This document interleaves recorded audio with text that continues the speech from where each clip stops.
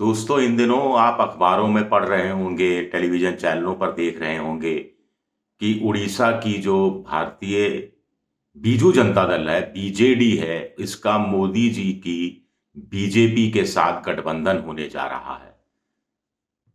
अब बड़ा सवाल उठता है कि आखिर नवीन पटनायक 24 साल से मुख्यमंत्री हैं, बीजू जनता दल के नायक हैं एक तरह से। वो आखिर बीजेपी के साथ समझौता क्यों करना जा रहे हैं? ऐसी क्या पॉलिटिकल मजबूरी है? देखिए, बीजेपी की तो मजबूरी साफ-साफ समझ में आती है कि 272 का अंक छूने में दिक्कत आ रही है और वो चाह रहे हैं कि खुद के दम पर तो अब बीजेपी ने शायद मान ही लिया है कि खुद के दम पर तो 272 नहीं आ सकते। तो अलाइज के साथ मिलकर 272 तक आने की कोशिश हो रही है। अलाइज में भी टूटी-फूटी एकनाथ शिंदे है की पार्टी है, टूटी-फूटी एनसीपी जो अजीत पवार के हिस्से वाली है, और फिर नीतीश कुमार भी अपनी नैतिकता बहुत कुछ खो चुके हैं और इसके अलावा बीजेपी के पास कोई बड़ा अलाई है नहीं। तो ऐसे में 272 के लिए बीजेपी दूस पार्टियों को देख रही है।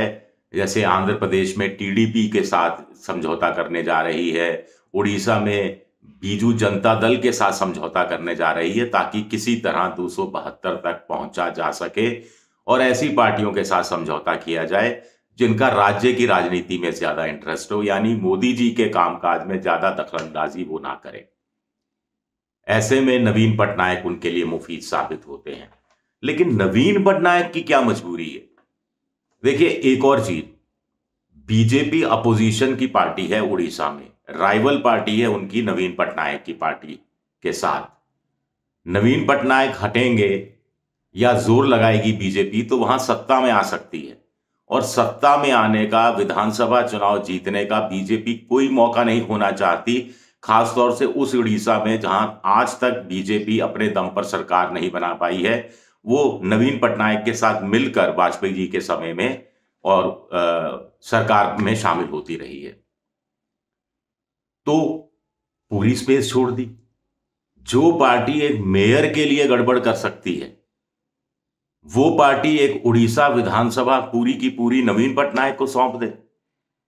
बदले में क्या मिलेगा? 21 लोकसभा सीटें, और सारी की सीटें तो मिलनी नहीं है। और 8 तो पिछली बार बीजेपी ने जीती थी। तो बाकी क्या 12-13 सीटों के लिए ये सारा खेल हो रहा है?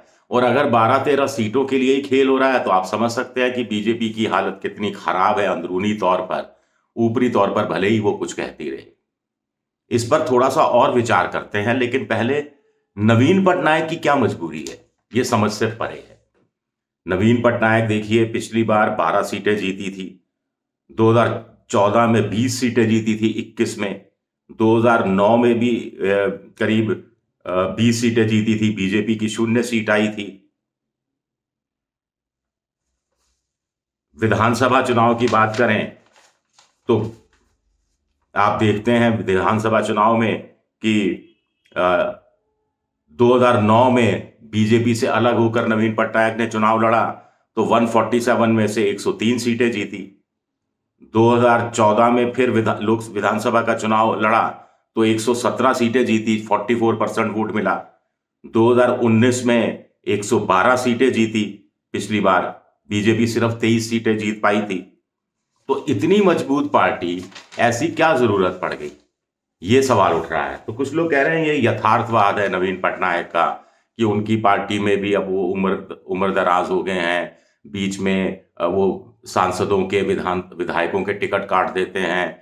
पहले वो लोग कांग्रेस में ये सोच के नहीं जाते थे कि कांग्रेस मरी हुई पार्टी है, वहां जाकर क्या होगा, लेकिन अब ऐसे में बड़ा धड़ा बीजेपी में जाने लगा है और उनको लगा कि अभी विधानसभा चुनाव से पहले, लोकसभा चुनाव से पहले, दोनों चुनाव वहां साथ साथ होते हैं आंध्र प्रदेश की तरह, मैं आपको स्पष्ट कर दूं।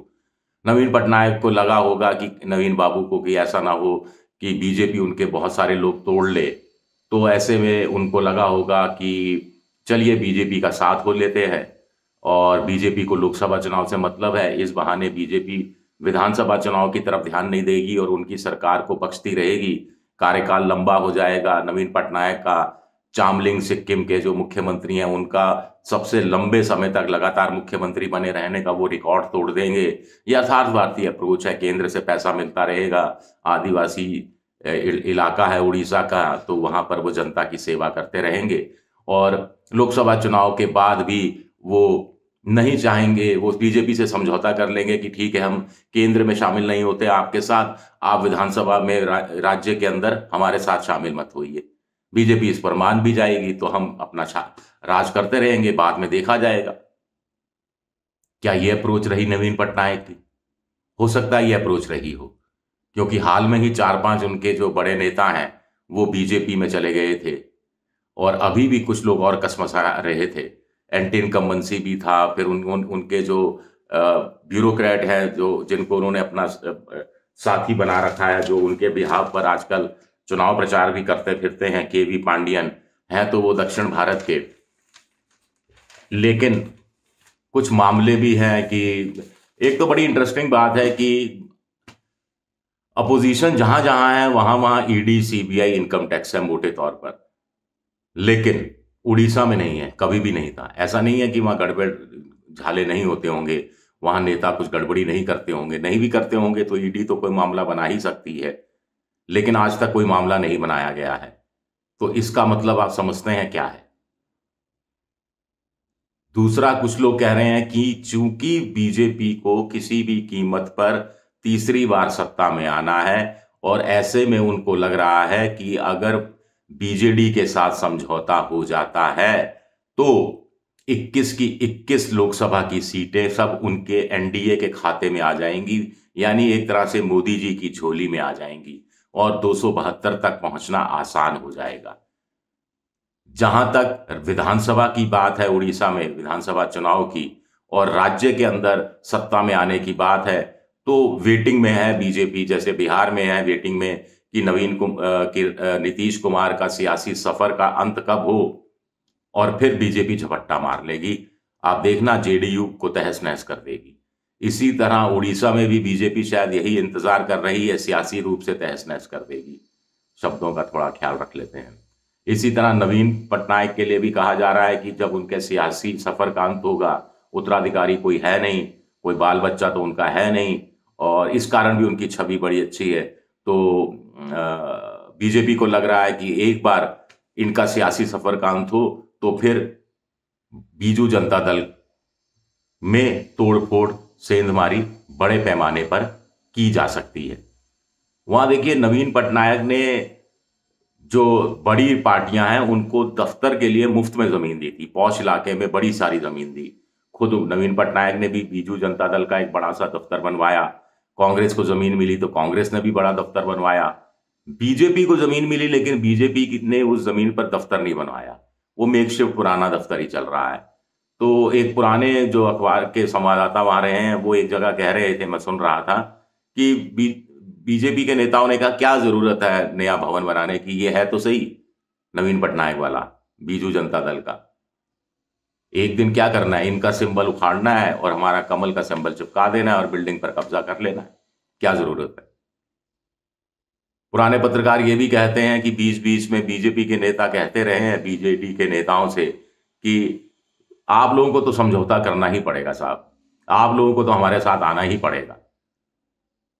नवीन पटनायक तो वैसे ही साथ थे विधानसभा राज्यसभा के अंदर। ऐसा कौन सा विवादित बिल है जिस पर नवीन पटनायक ने मोदी सरकार का साथ नहीं दिया हो? हर विवादित बिल पर साथ दिया है और आगे बढ़ चढ़कर साथ दिया है। अश्विनी वैष्णव जो अभी रेल मंत्री हैं, वो राज्यसभा से उड़ीसा से ही गए हैं बीजेपी की तरफ से। कुछ विधायकों की संख्या कम पड़ रही थी तो नवीन पटनायक ने अपने विधायकों से कहा कि अश्विनी वैष्णव को वोट दे दो। इतना तालमेल रहा है। जब इतना तालमेल रहा है और दूसरा दोनों अलग अलग चुनाव लड़ते, कांग्रेस की हालत वैसे ही खराब है, 21 में से पिछली बार 1 सीट जीती थी, उससे पहले 0 सीट जीती थी। इस बार बहुत होता तो कांग्रेस 2 सीटें जीत जाती, बाकी 19 सीटें डायरेक्ट इनडायरेक्ट रूप से तो मोदी जी के पास ही रहती। फिर क्या दिक्कत थी? राज्यसभा में समर्थन करते रहे हैं, लोकसभा में समर्थन करते रहे हैं, बाहर से करो चाहे अंदर मिलकर करो, एनडीए का हिस्सा बनकर करो या एनडीए के बाहर रहकर करो, क्या फर्क पड़ता है। लेकिन फिर भी एनडीए का साथ लेना है, प्री पोल अलायंस इसके तरह बना देना है ताकि आत्मविश्वास आ सके कि हां तीसरी बार हम सत्ता में आ सकते हैं, 272 का आंकड़ा छू सकते हैं। यही वजह है कि टीडीपी के साथ भी, तेलुगु देशम पार्टी के साथ भी समझौता किया जा रहा है। ये बात भी सामने आ रही है, इस पर बात करेंगे अगले वीडियो में। शुक्रिया मेरा ये वीडियो देखने के लिए। पसंद आए तो लाइक कीजिए, सब्सक्राइब कीजिए, शेयर कीजिए, बेल जैसी आकृति दबा दीजिए ताकि नया वीडियो आए तो तत्काल आपको जानकारी मिल जाए। आप मेंबरशिप ड्राइव में जा सकते हैं, मेरी आर्थिक मदद की कोशिश कर सकते हैं। और एक्स पर यानी ट्विटर पर मैं विद्रोही 7 के नाम से हूं, फेसबुक पर विजय विद्रोही पेज है जहां आप मुझे फॉलो कर सकते हैं। लाइक, सब्सक्राइब, शेयर जरूर कीजिए। शुक्रिया, बहुत बहुत शुक्रिया।